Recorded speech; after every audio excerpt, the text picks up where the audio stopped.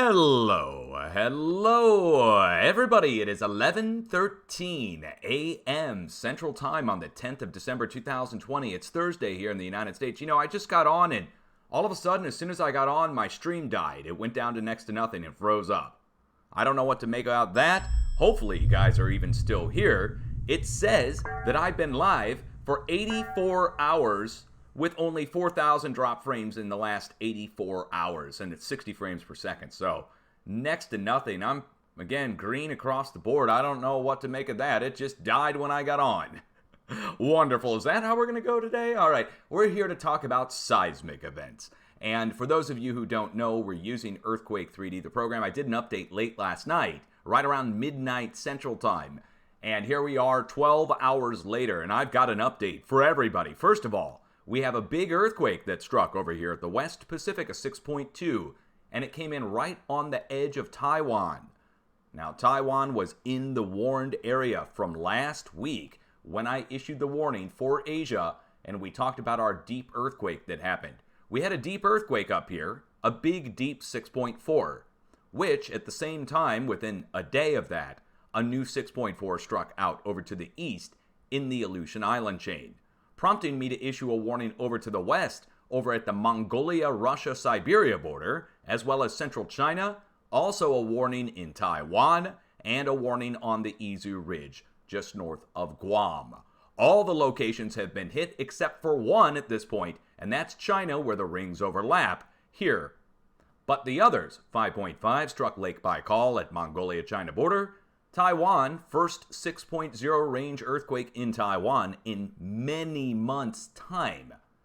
We're talking about several months without anything of any similar size here. Again, it's been months since a 6, and the warning was for 6.0 plus. That was 7 to 8 days ago, maybe even 9 days ago now, and it was a 10-day warning.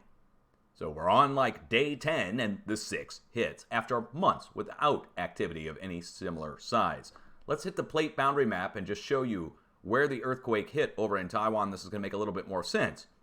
See over here? See where the red line is on the western side? Now on the eastern side, we had a series of 5s going up to near 6.0. I think the highest we went was 5.8. Starting at the tiny island of Guam right here. Then going up across the Izu Ridge. And we've had similar sized earthquakes on both sides, starting last night with a 4.9 over here on the western side and a 5 over on the eastern side. Again, 4.9 on the side where the 6 is, I highlighted it in blue, and a basic same-sized earthquake on the other side. This was all yesterday. Now today, the middle fulcrum point has broke with a 6. Have to also mention it one more time, Lake Baikal up at the Mongolia border. It's not like we see this get hit every week or even every month. We're talking about a mid-range 5 coming in right next to our arrow. It all goes back to where the deep earthquake was, right over here, right on the plate boundary west of the letter D, a deep 6.4. So far, we have not seen 7.0 range activity, but with the solar event that's taking place now, the incoming CME, coronal mass ejection, that's resulting in a strong solar storm beginning last night. Now, as the strong solar storm is taking place, a new deep earthquake popped off on our other letter D next to Fiji, a 5.4, and this is down, let's see, at, let me wait for this to refresh. I think it's like 400-something kilometers deep. Am I right about that, or is it even deeper? 583. 500-something kilometers deep down below the plate. So something's going on here now, and that's a new development. But we know what's there. The triangular-shaped plate boundary, leverage is coming up on the underside, on this side of the plate boundary, and we have to watch for a flow to go out and away from this deep earthquake. Aussies, new push coming in, 3.0 range. That means 2s and 3s are due in all the same locations, down next to Perth, over next to Exmouth, all the way at the center of the plate next to Uluru, down near Adelaide, and Kangaroo Island. Okay, so let's jump over across Asia, where we don't have any activity to report to you since yesterday. It's gone radio silent across North India, Afghanistan, Western China, South Tajikistan, all quiet across the area. And I don't like quiet when we've got this level of activity going on. And China, I don't know what to make of that. So many people still writing me about the false reports that came out. I think they're false reports. I don't know if they're accurate or not, but where the rings overlap, China has reported that there was like near 7.0 activity this past week.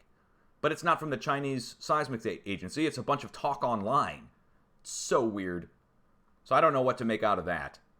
Over to the west, well, hey, hold on. We have a new earthquake that just struck in central France. Tremblement de terre. Let's go put the coordinates in and go see what's over here in France. Let's put the coordinates in.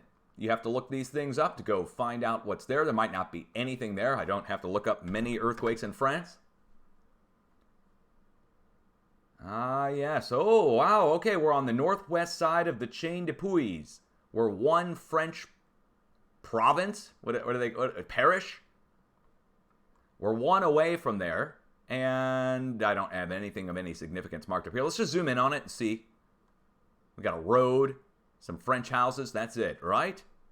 Oh, wait. Oh, no. We've got European high voltage power lines. European high voltage power lines going across the area. Right across this field on the back side. It just goes right through these fields and carries on. Oh, man. Okay. People are asking me, does it happen in other countries? Yes, it does. It happened over in Japan. It's happening in France. It's happening in Switzerland. We've already looked those up previously. Now let's jump back across and go over into the Eastern Pacific, where yesterday we really swarmed out with a bunch of 4s and 5s, but look what's happened in the last day. So we went from everything down to nothing. Next to nothing. But the size earthquakes, it's pretty significant. 4.4 and 4.4. Again, I'm showing you everything 1.0 and greater. How about South America? Look at this. 4.4 and 4.5. 4.4, 4.4, and 4.4, and a 4.5.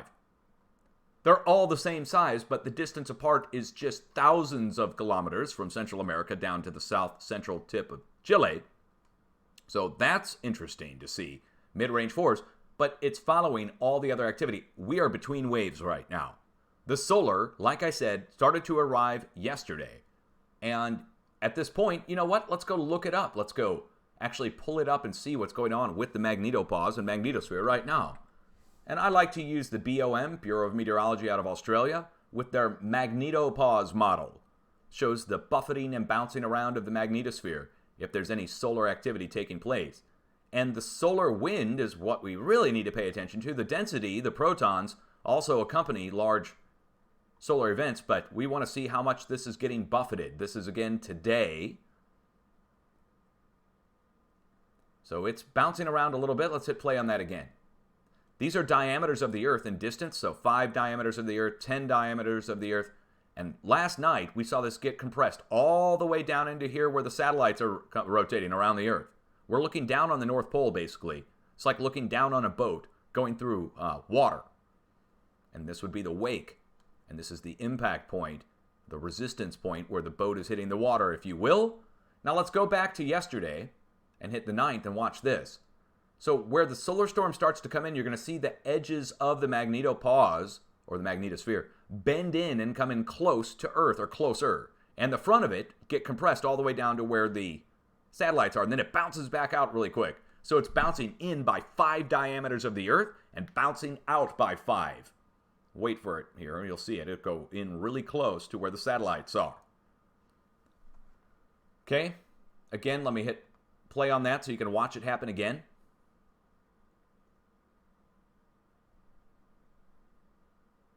There we go.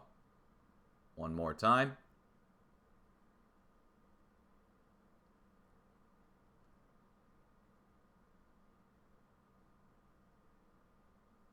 See it bounce out, bounce in, bounce out, bounce in. Wait, hold on. Now, wait just a second. Hold on. Let me hit play on this again. This is the 10th now. There we go. So right from the 9th, you see it start to get buffeted on the 9th. But starting last night international time on the 10th, that's where it really gets compressed, a compressed magnetosphere. Now, the same time the magnetosphere started to get compressed, the 9th into the 10th, one more time, watch how close it comes into the satellites now. Right there, it hammers in right to the outside edge of them. That's when the earthquake started to go up through the roof. But now, You see this is kind of running steady over the past couple hours. It's just bouncing around a little bit. You see that? So I think the most intense part of the storm, unless another part is coming now, arrived last night, pushing the edges of the magnetopause or magnetosphere in on the sides and compressing the front end all the way down to the satellites. Now it's bounced back out to where it should be. And then look what kind of goes down after that. But as it goes down, that's just the energy, that's the rumbling that was happening, if you will, with all the smaller earthquakes. Now that's going to give way to that electrical energy going down into the crust, which then goes down to the core of the Earth, which then we immediately start seeing new deep earthquakes of significant size. And then, following the deep earthquakes, that's when the energy comes back up, and we get the shallower, larger earthquakes. So solar first, then deep earthquake swarm, then shallow, large earthquake swarm. And they're usually very close in time to each other. It's a few days. I always watch for 7 to 10 days, but after these solar events, it's not that long of a time period. It's a couple days from the point where it impacts Earth. The air glow happens at the northern lights and southern lights, and then like a day or two later, maybe even sooner, it converts and goes down to the crust, and boom, we start seeing major earthquake increase. But it tends to begin, like I said last night, the vibrating of all the smaller earthquakes and all the rare earthquakes starts to take place as soon as the bombardment arrives on Earth. Okay, so United States. Let's talk about the U.S. A series of earthquakes going across continental United States yesterday. Rare locations, including over in western Colorado at a drill point 3.6. Up here at old drill points, right at the North and South Dakota border region. Down even in Mississippi, new earthquake activity. And that's from yesterday. Again, next to old drill points. Georgia, though, no drill points. Strictly on the edge of the craton. Same with the earthquake up in Maine. Back over in Texas and Oklahoma, Kansas, all drill points. So Colorado, Texas, Oklahoma, Kansas, and Mississippi, all drill points. Even including up at South Dakota. Once we get over in the west, over in Utah, it's drill points. So right here, Colorado, this side of the border, the big earthquake drill point. And then at drill points over to the west, 1.1 and 1.5. On the other side, we're on the other side of the pumping operation, which is absolutely massive. The line of earthquakes is still visible going back up to the swarm location in Yellowstone, where Yellowstone started to swarm a day ago. Big time increase in the number of small earthquakes at Yellowstone, not to be confused with the tremors at Yellowstone. Yellowstone has hundreds of tremors, if not thousands, per day, but tremors are vibrations as the magma moves down in the 11 Grand Canyon-sized magma chamber that resides below the park. But it doesn't just stop at the park. The magma chamber goes down below all of Idaho. And that's where our two swarms of earthquakes are.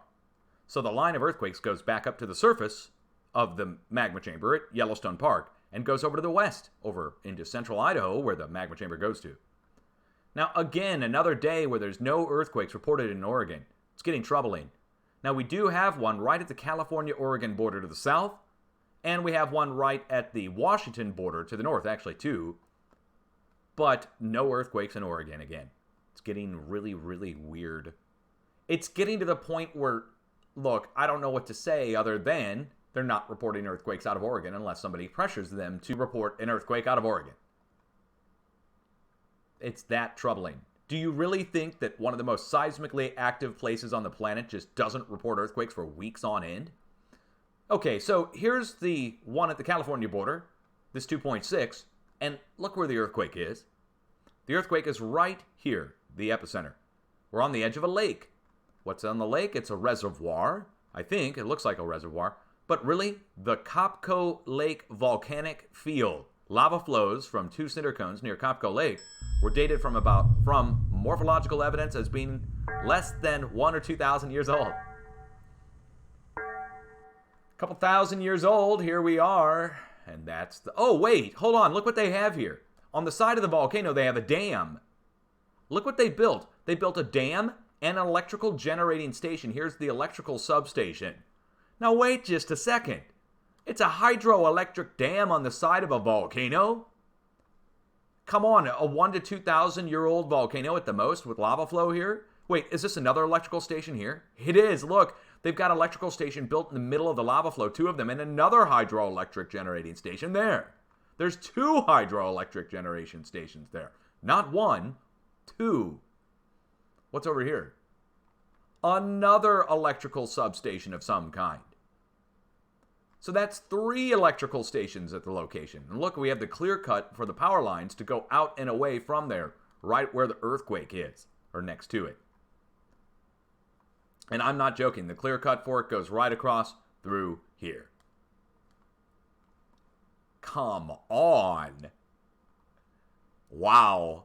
Okay, so what else is going on? Our only other earthquakes that struck since last night are these kind of whitish or pinkish colored earthquakes. We have a 1.2 and a 1.8.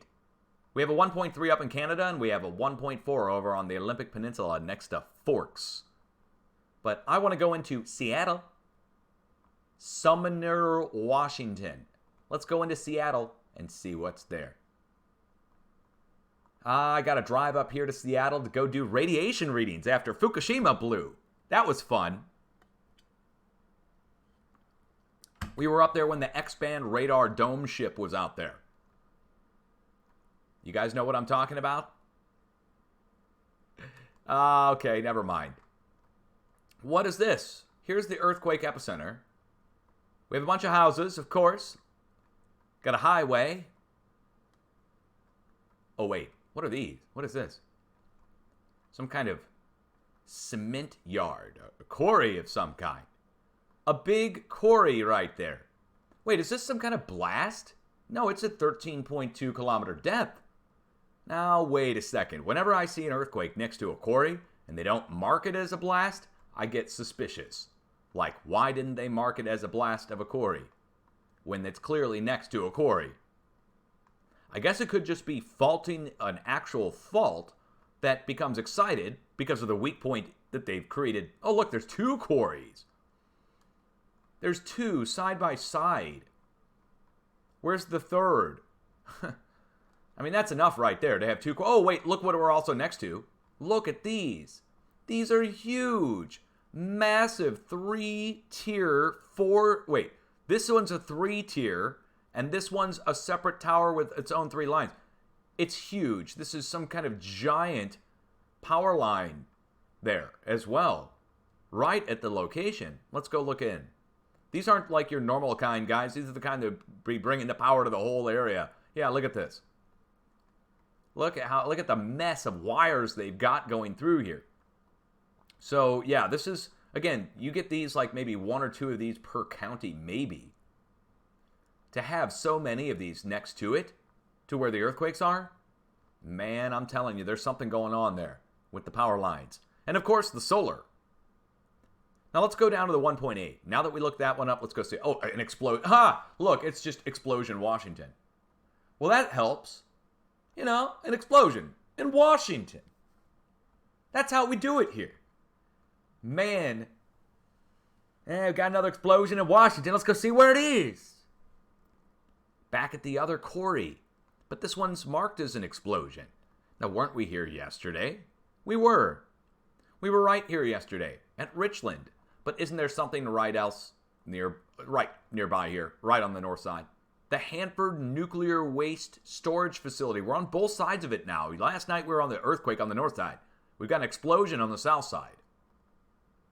Just saying. But they've made my job real easy today. I don't have to report on any earthquakes in Oregon, right? I mean, I just skip over a whole state. But wait. Let's go look at the tremors. Let's go see what the tremors are showing. Because the tremors, these are vibrations as the plate shifts. Remember I mentioned the tremors at Yellowstone, and I said, well, they're not really earthquakes. Well, these are not really earthquakes either, even though they do have magnitudes assigned to them. They're vibrations as the plate shifts. But look, 8. As of the 9th, yesterday, 8. But look where they are. Northwest Oregon. Why does that matter? Because yesterday, the only earthquake of the day to get reported over here in Oregon was right there where the tremors are happening. Look, it's a 2.1 from yesterday. And I said it. It's weird. They're reporting an earthquake in Oregon. Isn't that right next to where the plate is shifting? But then nothing else across the whole state. Whatever. We get down here to the south and we're at an electrical generating station. Major. What about down here to the south in the valley? Right at the tip of the valley here. Let's go look. I looked this up last night, but I think this is going to drive home the point. Remember this one up here, right next to the electrical stations in Northern California, right at the border, because this one down to the south, Manton, California, well, there's something here. Something of significance that's related to the power generating or power transmission lines. Here's the earthquake epicenter, and look what we have going through kind of the deserts here. Do you see it? Huge electrical and it's again one of the 3-tier kind with another set next to it. So there's like 5 sets of high voltage power lines, not just one. And it goes right across the volcanoes here, which sound familiar. Like, how many times are they going to do this right across the volcanoes? There's got to be something to that too. Like, why are they putting the power stations there? Why are they putting the power lines across it? Same reason that they're building. You guys, I'm gonna put you on a mission. Go watch documentaries on these weird, ancient, megalithic sites like Machu Picchu and the Great Pyramids in Giza, and pretty much everywhere, wherever these big megalithic sites are. Even the Cahokia Mounds in the central United States, right across the river from me in Illinois, they have built high-power microwave towers, not cell phone towers, but high-power microwave towers, as well as high-voltage transmission lines across or next to all these megalithic sites. Some of them directly across them. Pretty much just like this. But this is not a megalithic site. This is a volcanic site, ancient. I think there's something to it why they put them there. And if you go watch these documentaries, you'll have some talking head guy that's there doing a documentary on Machu Picchu or whatever, and they're standing outside, and just look behind them. That's your homework. Look behind the people talking as they're talking at these ancient megalithic sites when they're being interviewed there on the spot. And if you're lucky, they'll pan the camera and you will see it. And you'll say, dang, they really did build all these high voltage transmission lines and microwave towers at these sites that are ancient megaliths. So the big pyramids and the big stone structures, and then the volcanoes too. To top it off, they're doing it at the volcanoes, which is, to me, is just too weird. Now, we go down through California, and there are a series of swarms that broke out. I talked about this last night, and I showed this as the middle point on the San Andreas. And I said, if I'm going to watch an area, I'm going to watch right in the middle on the San Andreas, because there's just so much movement going on in the last 2 days. Finding a middle point here? I mean, I normally find areas, middle points between clusters of earthquakes. But when all of California is one single huge cluster made up of smaller clusters, where do we even begin to look? Well, I'm looking to the center of all the clusters, which puts us basically from the Bay Area and Lake Tahoe down to the creeping section of the San Andreas, right here along the area south of Monterey Bay. How big could it go? Right now, the plate is shifting. It's going to continue to shift, and we're going to see an increase in the number of earthquakes and magnitudes in the next 2 to 3 days as that solar event translates into earthquake activity. That electrical that's up in the upper ionosphere comes down and goes down into the earth. And then the earthquakes respond. So I'll look on the creeping section of the San Andreas. Look, I could probably name the number of times I've had to issue a warning for the creeping section of the San Andreas on one hand in the last 10 years that I've been online. Normally, the flow comes down and goes down to Southern California where it pools up down south. But I will look between it all, right on the creeping section, and let's get a magnitude on that. Hold on. Okay, we're looking at about upper 4 to low 5, if I'm calculating this right. Adding in everything coming in from the north, the highest we've gone is to 5.3 up here in the Aleutians, and 4s coming over into the edge of the Craton. We're seeing 3s go across the whole plate, and it all goes back over here to the coast. Nothing breaking out in the ocean. I'll talk out in the ocean in a second, but I want to cover the areas where people live first. So, creeping section of the San Andreas goes from the Bay Area here, right down across where all these small earthquakes are striking right now, and it pretty much goes right down here into North LA. I would consider that the creeping section. But mainly the creeping section normally creeps, that is, shifts, side by side from south of the Bay Area just to about Central California. That's where you see all these pictures of like the crack in the ground and the buildings that are split in half. Okay. So I would watch on there for that 5 to come rolling in. That should just be where we start on land. Up to the north, we should also see a new break. So up to the north, we're talking about maybe into the mid-range 5 level next to Eureka. So really, isn't that 2 5s? Yes, that is 2 5s what I'm warning for, but that's not all. Out here in the ocean, this is where we get tricky. For the last several months, the people responsible for reporting the earthquakes, or not months, even years, for the last several years, the people responsible for reporting the earthquakes up here out off the coast have been negligent in doing so, just like the not reporting of the earthquakes in Oregon. Come on, do you really think the earthquakes stop at the border of Oregon? Do you think Mother Nature knows where the Oregon borders are? So they're not reporting significant sized earthquakes out here in the ocean because they don't want you to panic, one, and they don't want you to see a relation between the 4s and 5s that strike out in the ocean and the 4s and 5s that strike on land. Because they said there was no relation. They're doing their best to hide it. But if you say something to them, you might be able to call them out. That it's actually possible to call them out and say something to them about it, in which case they feel an embarrassment sometimes and report the earthquakes after you call them out for it. So it's happened enough where my viewers call them out, I call them out, and then within a day, an earthquake gets reported out here in the ocean after months and months without anything. And it's, again, it doesn't go quiet out there. So the only thing that goes quiet is the reporting of the earthquakes because they do not want you to see a relation because they said there was no relation. It's that bad. They're that bad. And they're, you know, we could say it. We could say it. They're weird. Let me get a sip of my coffee. They're weird up there in the Northwest. The people in charge and the people working at that place, they're a little freaky-deaky. Now, down into California we go. Like I said, the power stations are getting hit. The volcanoes are getting hit.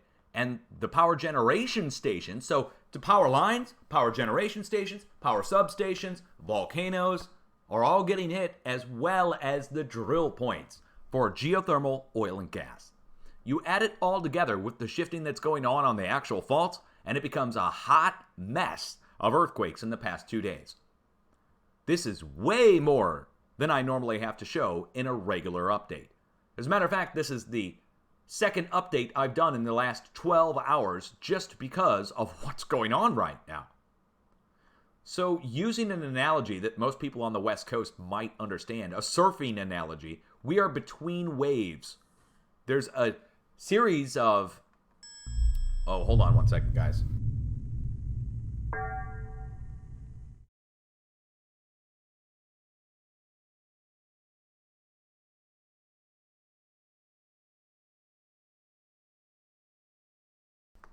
All right, guys, got a delivery in. Perfect timing to wrap this up.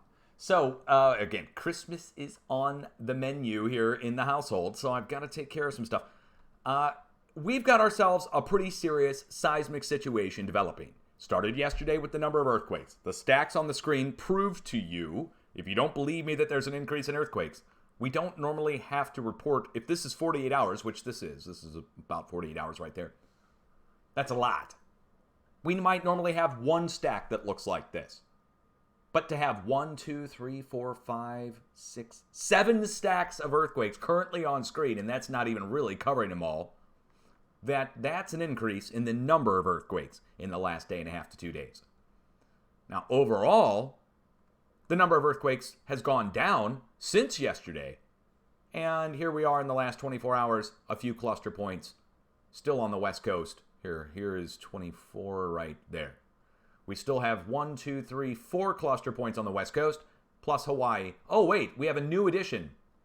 Guys, there's a new swarm that's broken out up here in Alaska. It's all small. Hold on. Oh, my God. You got to be kidding me. Dude, man, you know, they put a new swarm on here, and it's at a place called Dutch Harbor, Alaska. Dude. All right. All right. All right. We're not dogging on the USGS up there in the north. Oh, wait. Hold on. Let's get the coordinates on this. Oh, my God.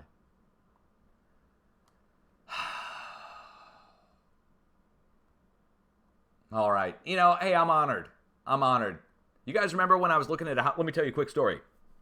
A couple months ago, a friend of mine, friend of the family, but they're a friend, they're not an actual family member, was looking to buy a house down in a place called Perryville, Missouri, 110 miles south of my location. And I measured it on Google Maps when they sent me the address to look at. They go, hey, look at this. I'm thinking about getting a house. You can come down and visit me. I'm like, awesome. I look it up on my computer here. It wasn't on stream. I was talking to them on the phone. I did this all behind the scenes. And that night, I got on and did an update. And the USGS listed a earthquake as I was talking in my update. And I went and looked it up, and it was at a place called Perryville, Alaska, 110 kilometers south of Perryville, Alaska.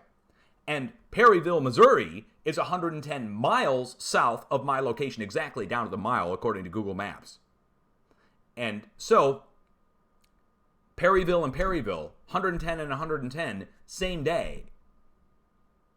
You think that's chance? When they've dogged me so hard and called for my arrest and issued statements about me and press releases, there's a phone call I made to the USGS when I had to call them to get a disparaging social media post they made about me taken off their public Twitter page. Here, I've got a sticker of it on the side of my computer. July 17th, 2018. Quote, Dutch Since, and they spelled my name wrong, Dutch Since is not qualified to be interpreting earthquake or volcanic activity, and any claims made by the account to predict activity are false. USGS public Twitter, July 17th, 2018. And I had to call them to get that removed. So, and when I called them at their public 1-800 number, their customer service center, they put me through to their social media department, and the guy who answered, I recorded this all, you can all go hear it over on my YouTube page. I said, you know who Dutch Since is? And he's like, yeah. And I go, yeah, I bet you do. Now, you're not going to talk back to me at all. You're going to go onto your social media, you're going to remove that, or I'm going to be suing you because I'm the only person ever in the history of any science agency in the United States or elsewhere where the science agency calls out a person, a citizen, publicly by name. Name anybody else around the world. Have you ever heard a science agency speak about a person in first person denying that person? I mean, it's one thing for an agency to talk about a concept or something, but to mention me by name on a social media post on the USGS public page, it's somewhat of an honor and somewhat of a scandal. So now here we are at Dutch Harbor. We got a swarm breaking out. So where are we? We're on the side of Makushin Volcano. I don't recall ever having to hear anything about this one. The ice-covered Makushin Volcano on northern Unalaska Island, west of the town of Dutch Harbor, is capped by a 2.5-kilometer wide caldera. Its broad, dome-like structure contrasts with the steep-sided profiles of most other Aleutian stratovolcanoes. Much of the volcano was formed during the Pleistocene, but the caldera, which formed about 8,000 years ago. Sugarloaf Cone on the east-northeast flank, and a cluster of about a dozen explosion pits and cinder cones at the Point Cadrin on the west-northwest flank are of Holocene age. So some are older, some are younger. Both are on the plate boundary, and I'm going to really say it, we're right next to Bogoslav. Bogoslav, which put off over a 50,000-foot-high blast. Look what it looks like now. You see this? See how it's just a giant lake? Well, that's a lake in the middle of an island where there used to be a mountain. It blew sky high with multiple 50,000-plus foot-high blasts a couple years ago, and it hadn't erupted in years. Bogoslav had not erupted in years, but now we got a swarm right next to it again. Same time that Hawaii is still swarming, Hawaii is still going. And let me take you back to the start of the broadcast. 6.2 earthquake striking right in our warned area in Taiwan. Check it off the list. It's been months since any 6.0 range activity struck there. If anything else goes down, man, I'm just going to do it. I'm just going to start doing updates on a regular basis as we get into this. It's happening now, and the first 6 just popped off. New deep earthquake in the West Pacific, indicating something's going on again with deep earthquakes. That's not the last we're going to see. We're going to see a whole bunch of deep earthquake activity, most likely off this solar event. Okay, so that's a short impromptu update, but it's legit. Legit enough I can save it and put it on YouTube and people can watch it back. So big earthquake activity is now hitting Taiwan. Deep earthquakes are happening. Swarms are taking place. And we are between waves. Using that surfing analogy, we're waiting for the next swell to come in. The first one, already big, stacks of earthquakes across the west coast of the United States. Rare earthquake locations getting hit and big activity. All right, guys. Word up, much love. I will be back. Peace out. Anything else going on? Chat room, you guys doing good over on Twitch? For those of you watching on YouTube, you're watching a pre-recorded update. But these updates are done before a live audience on Twitch, which you see the stream here on the left-hand side. Hi, everybody in chat room. So if you're all doing well, let's turn on this. Oh, wait. Let's turn on this. Look at that. We got a beautiful day here. It's like 60 degrees in December here in the Midwest United States. It's normally somewhat cold out, okay, guys? There's been Decembers where the lake is already frozen all the way across. In this case, it's only gotten below freezing a few times this entire year. No snow, not even a flake of snow. So I don't know what's going on there. Weird weather. It's not climate change, I know that. Climates aren't changing. But hey, there's the eagle flying over our head. You see that bird just flying? We've got eagles that nest here up in the trees. Or not, they don't nest. They land in the trees and hunt here on the lake. Anyway, it's beautiful out. You guys have a good one and we'll endure. Be safe. Much love.